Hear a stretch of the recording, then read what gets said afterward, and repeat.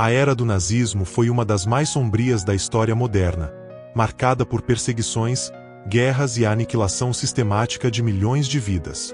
Nesse período, as liberdades fundamentais, como a liberdade de pensamento e expressão, foram severamente limitadas, enquanto o regime nazista controlava rigidamente o que era considerado aceitável ou dissidente. Dentro desse contexto, muitos filósofos e intelectuais se viram em uma posição de grande risco, alguns optando pelo silêncio, outros fugindo para o exílio, e alguns até colaborando com o regime. No entanto, entre aqueles que sobreviveram, suas reflexões e pensamentos filosóficos emergiram da experiência com o totalitarismo, produzindo profundas contribuições para o pensamento ocidental no pós-guerra. Um dos exemplos mais notáveis de uma pensadora que sobreviveu à era Hitler foi Hannah Arendt.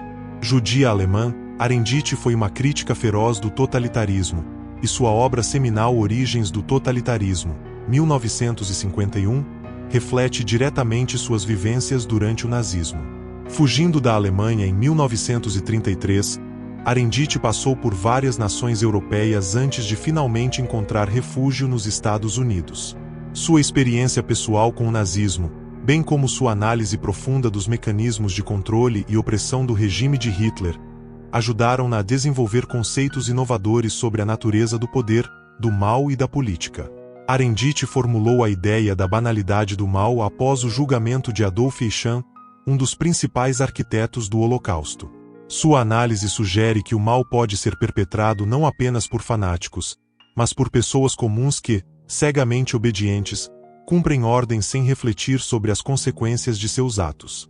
Suas obras continuam a ser referência central para aqueles que estudam o totalitarismo e os riscos da apatia política. Outro filósofo alemão que viveu sob o regime nazista foi Karl Jaspers, que, embora não fosse judeu, viu sua carreira ameaçada devido à sua recusa em apoiar as políticas nazistas e por ser casado com uma mulher judia. Jaspers optou por se afastar da vida pública durante o governo de Hitler, recusando-se a colaborar com o regime. Após a guerra, ele se tornou um crítico aberto do totalitarismo e um dos defensores de um novo humanismo, propondo a ideia de que os alemães tinham a responsabilidade moral de confrontar e reconhecer os horrores cometidos pelo regime nazista. Seu trabalho posterior foi fundamental para o desenvolvimento do existencialismo e da filosofia política no pós-guerra, e ele defendeu a importância do pensamento filosófico como um meio de alcançar uma liberdade genuína, tanto individual quanto coletiva. Por outro lado, ao controverso Martin Heidegger, um dos filósofos mais influentes do século XX, cuja relação com o nazismo continua a ser amplamente debatida. Em 1933, Heidegger se filiou ao Partido Nazista e chegou a ocupar o cargo de reitor da Universidade de Freiburg, onde fez discursos apoiando o regime. No entanto, sua adesão ao nazismo foi relativamente breve, e ele renunciou ao cargo de reitor em 1934, permanecendo em silêncio sobre questões políticas pelo resto da guerra. Após o fim do regime nazista, Heidegger foi submetido a um processo de desnazificação e afastado temporariamente de sua carreira acadêmica.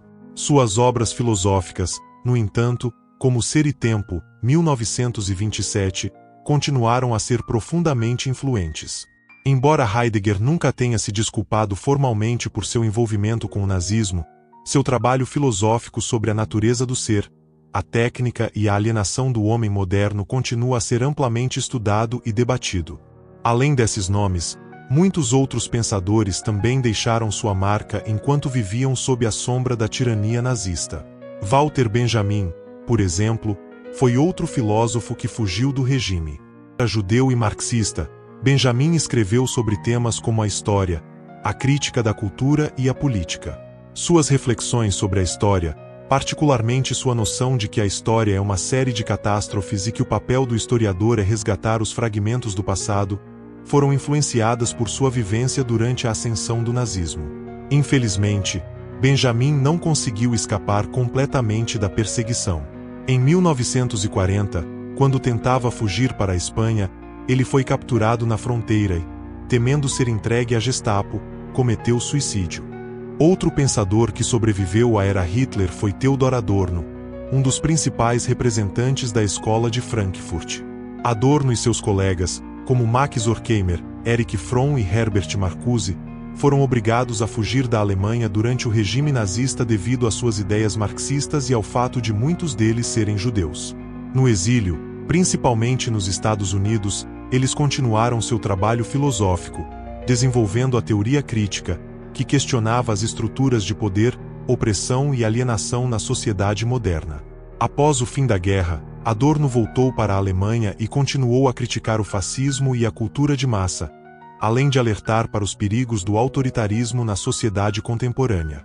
Esses pensadores representam apenas uma fração dos intelectuais que, de uma forma ou de outra, tiveram suas vidas e obras profundamente afetadas pelo nazismo.